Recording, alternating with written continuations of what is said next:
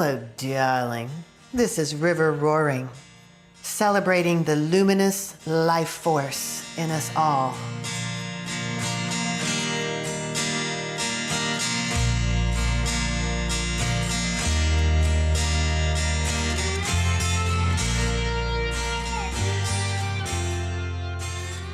Hello, darling. I'm River Roaring, and this episode is the orgasm. Yes, the orgasm. I am making this broadcast because the orgasm is basically completely misunderstood, and I checked in with AI, as I like to do sometimes, just to laugh, because AI knows nothing. AI knows nothing about orgasm, very little about sex. And if you haven't heard me say it before, there was a law that passed called SESTA FOSTA around 2018 that scraped the internet of sexual information. There's a long story there, but that's what happened. So AI knows nothing about this subject or sexuality or human intimacy in a real way. So I'm not going to go on a big trail there. I want to simply give some real information. So today's broadcast is about just giving some real information, kind of like skimming over a lot of the high points of an overview of orgasm in the human body. And for me, I definitely have, that's funny to think about, but I guess 40 to 50 years of 45 years of history with my own orgasm. And then I also want to say that it was January 1, 2012 when I enrolled myself into a very intentional, disciplined, meditative program for Kundalini Tantra yoga. And I developed each chakra point through a very specific, rarely used Indian Tantra lineage. And I developed every chakra methodically, and we did maybe 4 or 5 practices per chakra, and we did 1 chakra per month. And so it was during that period in 2012 when my body, Kundalini, actually did awaken, and through very methodical, beautiful practices. And by the end, I would be sitting often for 2 hours in practice with Kundalini. Kundalini, orgasmic energy. So I don't have the space in this broadcast to go deep into the Kundalini experience. That would be another story, but it is orgasmic energy. Because I want to start out by saying the ancients know, and it's true, that orgasmic energy is flowing all the time through the universe. It's called life force. Orgasmic energy is the creative life force of the universe that animates everything.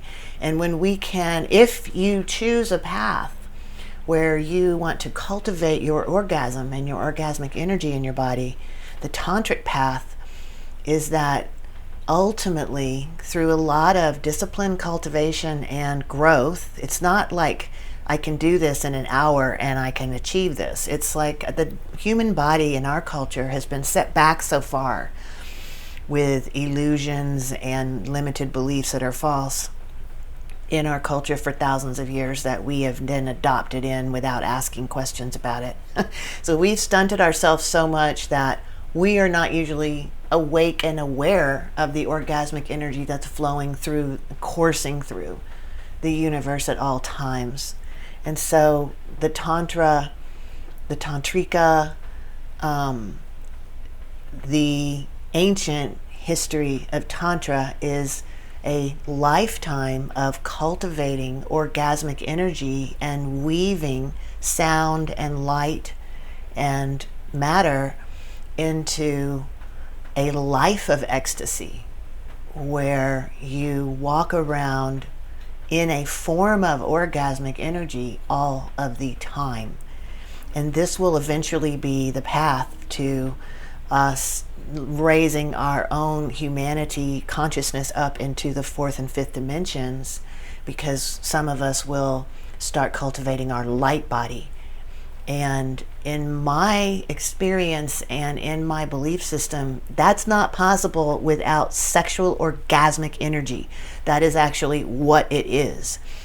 So I guess there are spiritual paths. I could name a few names of institutions that teach spiritual path of cultivating the light body or astral body or energy body without adding sex.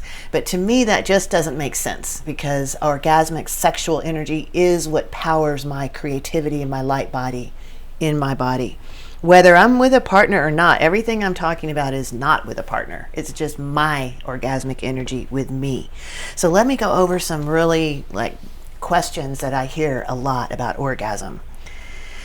So I hear a lot of, and then I just will also say that I've been a sexual guide for 15 years professionally, and before that I was a trial attorney and a lobbyist with my own office for over 20 years, which is not as relevant to today's show.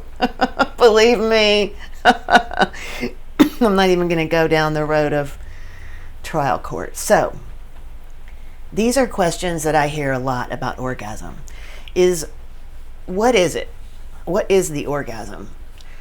Okay, it's a lot of things. The orgasm is in the physical body, this rush of bliss, and this rush of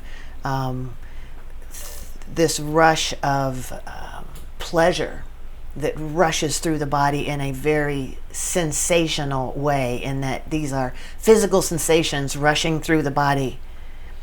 There's a physical orgasm, and then there's also an energetic orgasm, because you and I have physical bodies, and literally overlaid over your physical body is your energy body. And humanity is waking up more and more to the energy body every day.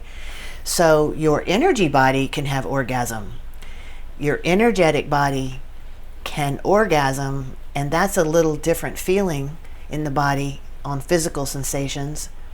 And that is how people who are in wheelchair, quadriplegic, that the doctor has said, you have no sensation below your neck in your body anymore, that has been cut off in your physical body. Still, a quadriplegic person without access to the physical sensations of the body can still have a full body orgasm, very powerful one in their energy body. And that is a beautiful thing. So I'm just going to keep moving along today, because I want to hit all these questions that I get so often. If you hear me say something today that you want to know more about, then please let me know, and we'll do a show about that too. So I'm just going to skim over with this overview. Let me know if something's like, hey, I want to hear a lot more about that one, and we'll do it. So the physical orgasm is a little bit different in the female and the male physical body. So in the female physical body, I can have as many orgasms as I want, and I'm not depleting my energy as much as in the male body. And in the physical female body, a lot of my pelvic bowl and all the parts that are in my pelvic bowl are usually what people stimulate to get to orgasm, but that's not needed. Doesn't have to be that way. You can have an orgasm from someone touching your arm, or you touching someone else's arm, or any other small thing like the wind blowing through your hair and the sun shining on your skin. So orgasm's not confined in the physical body to the pelvic bowl and genital area of stimulation at all. And at the same time, the female body typically has a fast clitoral orgasm that some people call genital sneeze, because it's like, oh, okay, that was fast and like cute, like it's fun. It's nice. It's a little quick rush. It's like It's good. It's a quick high. And then the female body also has the G spot, which is a organ located inside the vaginal canal that when that is activated and stimulated, deeper orgasmic activity can happen through the whole body as rolling multiple full body orgasm. And that G spot is in my Indian Tantra lineage, the root. It's where the root is located. So I work a lot in my meditations with my G spot to activate my root chakra. And it is a nuclear powerhouse of energy. The male body has a similar apparatus on the physical body where through stroking the cock or lingam or jade stalk, that's kind of like the female clitoral orgasm, and some people also call that the genital sneeze because it's like, oh, it happened really quickly and it's over. But the male body has the P spot or prostate, which is an organ that is basically can be accessed most easily inside the anal canal of the male. And when that organ is stimulated, then there's a whole nother thing that happens in the male physical body, because you're tapping into the male root chakra of the energy system. So through male prostate stimulation usually is how that's the most common thing for males to have full body, multiple rolling orgasms. So the physical body of the male can also have full body rolling multiple orgasm. In the male body, most people think ejaculation equals orgasm, and that's false. That's false. Ejaculation is one response of the body where you emit fluid from your jade stalk, STALK. And another separate type for the male body is to have multiple full body rolling orgasms, which do not deplete your energy like the ejaculation does, and there is no emission from your jade stalk or lingam. There's no fluid emitted unless they're combined and then they both happen at once. But the full body multiple orgasm for men does not involve ejaculation at all and is a very longer term experience than a few seconds and a completely different carnival ride, my darlings. In the energetic or light body, female body and male body are a lot more similar. And that's when, if you focus on that part of your being, your light body or energy body, as a male or female, then you can start to work with the chakra system and run sexual kundalini energy through your body, either very precisely and specifically using kundalini techniques or other microcosmic orbit is what they call it in the Tao. Different ancient traditions have named it different things, but it's the same thing in the body from different countries where they learned about it separately, but they learned the same thing. It's called Kundalini in Tantra, is the specific circuit of running sexual energy through your body in a really specific way. And microcosmic orbit is the Taoist phrase for the same process. Or you can work with your energetic body sexually in a really general way and not know any of that, and you can still play around with your sexual energy a lot in your light body or energy body. Is orgasm the holy grail? Well, yes and no. Orgasm is awesome sauce. It's in a way it's like a spectrum, and orgasmic energy is in a way sort of at the top of the spectrum of current human experience of energetic bliss. So yeah, it's awesome, and there are ancient practices and lots of people circulated around orgasm and all about it. On the other hand, no, it's not the holy grail, because for me, I do not like to have a sexual experience that is aiming at getting the orgasm. I do not like that at all. I don't want that at all. That is very boring to me. In my sexual experience, my goal is to heighten the pleasure in my entire body as high as possible for as long as possible. As high as possible for as long as possible. That's my goal. So I am not chasing the orgasm. In fact, once I pop off with an orgasm, sometimes it can deplete my energy just a little bit. Not like the male body ejaculation depletes, but a little bit. And then, so what I'd really love to do is ride the waves of sexual energy to where when I'm close to having an orgasm, I cool myself down a little bit before I have it, so I can ride the next wave up even higher in arousal and ecstasy and bliss. And then when I almost reach orgasm, then I also like to cool again so that my body can rise higher the next wave of pleasure. And I like to ride the waves higher and higher and higher and higher. There can be orgasm during that process. So for me, orgasm usually flows through me as a surprise. Like, whoa, here it is, here it is, here it is. And at the same time, I'm cultivating something a little different. So I'm not running toward the orgasm. Is it the goal of sexual experience? Frankly, that bores me personally.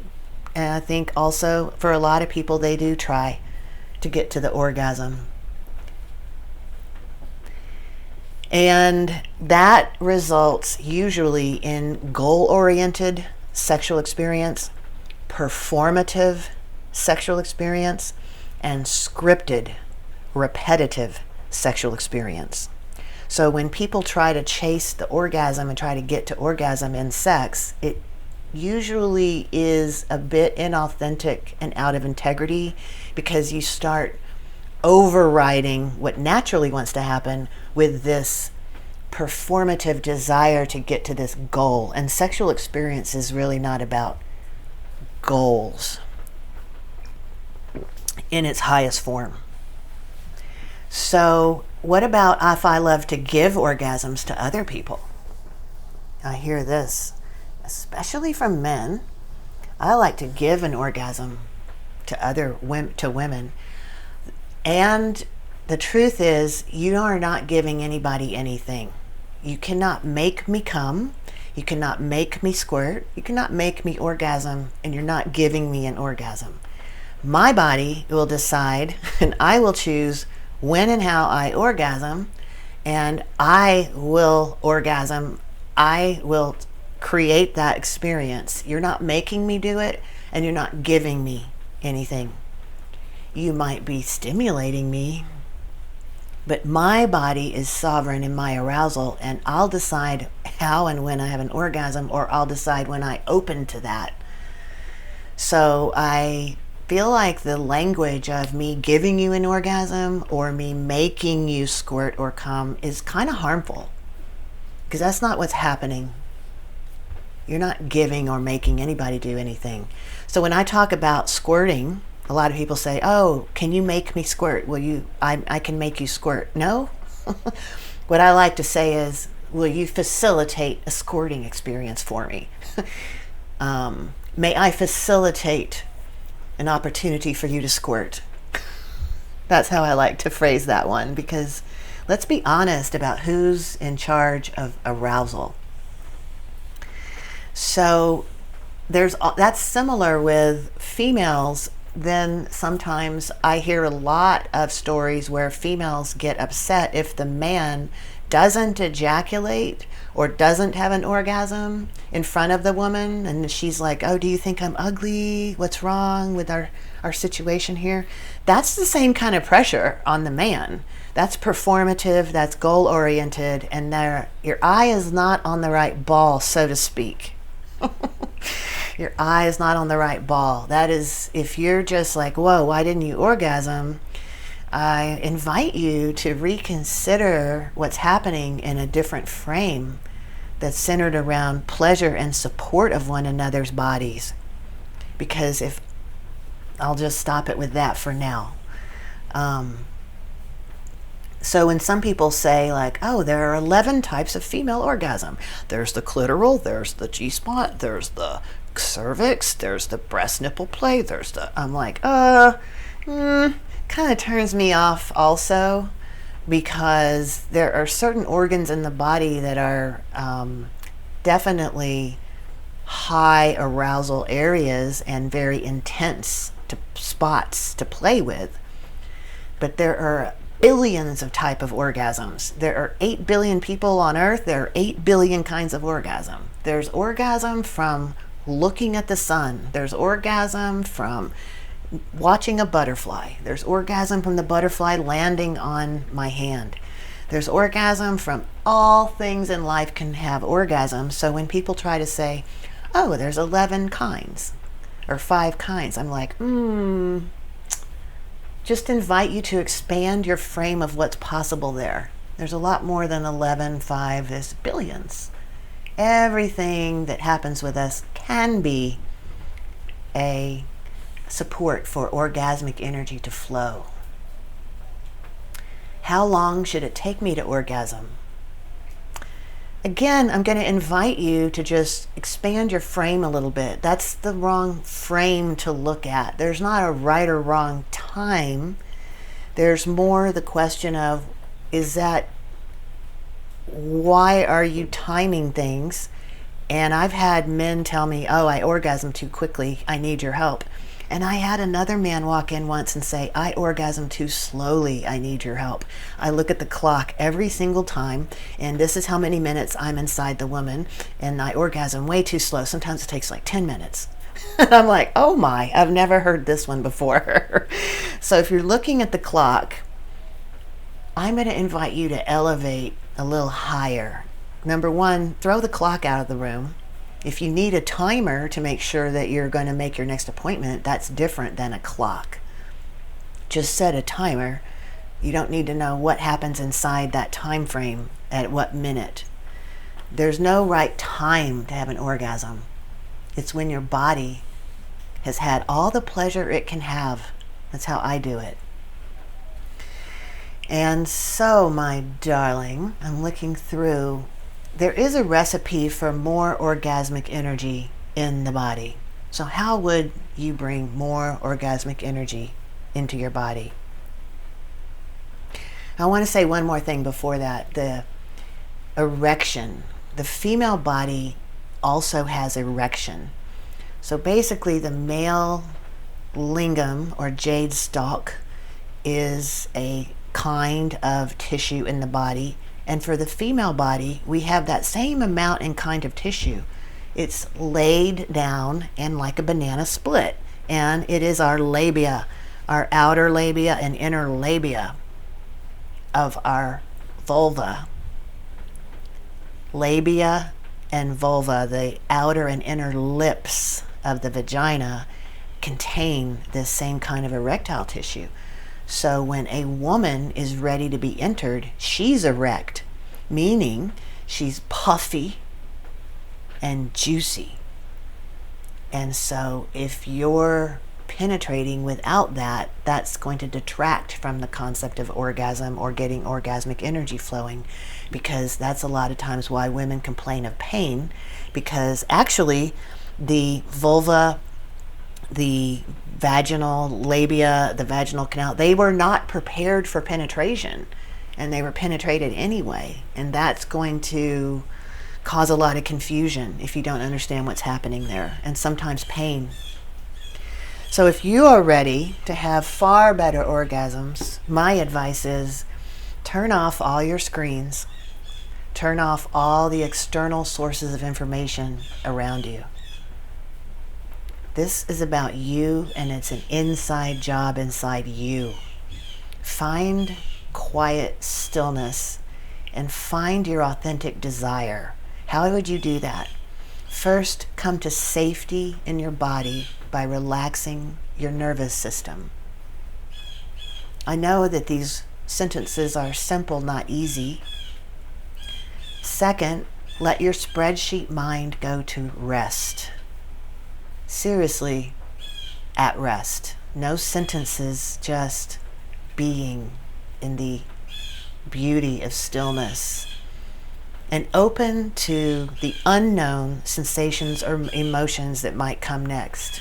A lot of times when people say, I can't orgasm, there's a part of you that maybe doesn't want to open to the unknown. So allowing your body to orgasm can be really, every single time for me, it's opening to the unknown, because I never know what one orgasm will feel like or show up like from the last one. So it's always opening bravely and courageously to unknown sensations and emotions.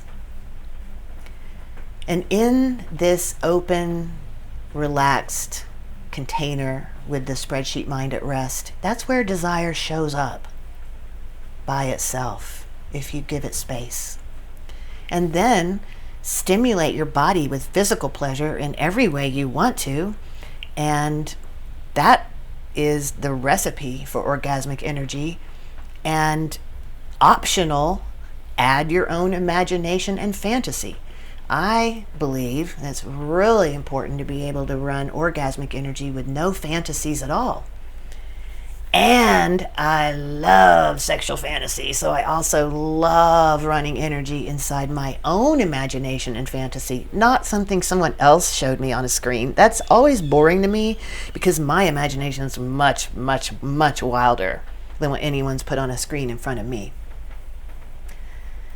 So, my love, there is a path to orgasm. I know this has been a quick overview, but I am inviting you to let me know if there's something that you want to hear more about. More than anything else, my darling, I want to invite you to relax and be present with your own body. Let go of expectations of any kind and sail into the unknown.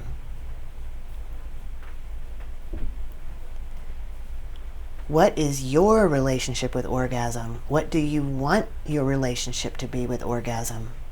There are many sexuality experts available these days to support you in your relationship with your own pleasure, so you can become sovereign over your own arousal and your own orgasm and your own pleasure. I decide how much pleasure is in my body at any given moment, because I know how to open to the orgasmic flow of energy that's always flowing through me and always around me. And so it's up to me to decide how much arousal, orgasm, and pleasure to allow inside my body at any given moment. Nobody else decides that. That is sexual and arousal sovereignty. And it's a powerful way of life. So if you're interested in this, there are hands-off ways to do it, like learning through DIY books and podcasts.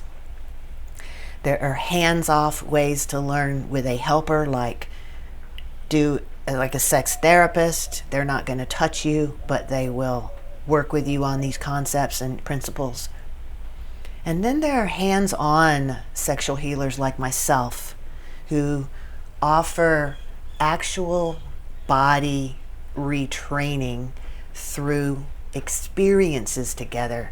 So that's why I only work with people in person, because we touch one another and we learn through touch and actually retraining the body through a beautiful process of touch. And I have a method and a system. So if this appeals to you, we have a weekend workshop. That's how you begin in my program, is to come in person to Austin. And the next one is July 24 to 26. It's really soon, and we have space for you right now. So come in person and join a weekend workshop. If you'd like to speak on the phone beforehand, I'm happy to do that, answer your questions and welcome you in on the phone before you purchase your ticket and make your travel plans. Probably more people travel in right now to the workshop from out of state than even attend from Austin. So you're welcome in. We would love to have you. And that's the definite next step to learning what I have to show you, which is a lot. And if you're excited about going even deeper, I work with private clients in a very elite private container, And I only have a few at a time of my private clients because we go very deep and we're usually in touch daily. So, my darling, I exist on earth to support everybody who's called to bring more maximum love and light into your life. If you're ready to liberate your self-expression in all of the realms where all is sacred, connecting with you to create a cosmic web of love and light throughout the realms with our life force energy, with our orgasmic sexual energy, with our lit up light bodies and energy bodies, with our higher consciousness and multidimensionality. And also, please hop on my email list. If you're not on my email list, that's where I really share the most. So my email list is so easy to jump on. Come to my website at riverroaring.com. riverroaring.com. Click on Let's Connect. Subscribe to the email list, and then also that's where you could apply for the free call and we can talk before you come over to a workshop. Or if you just want to talk about this stuff, go ahead. Let's do it. Because, my darling, together we can step into a more harmonious vibration.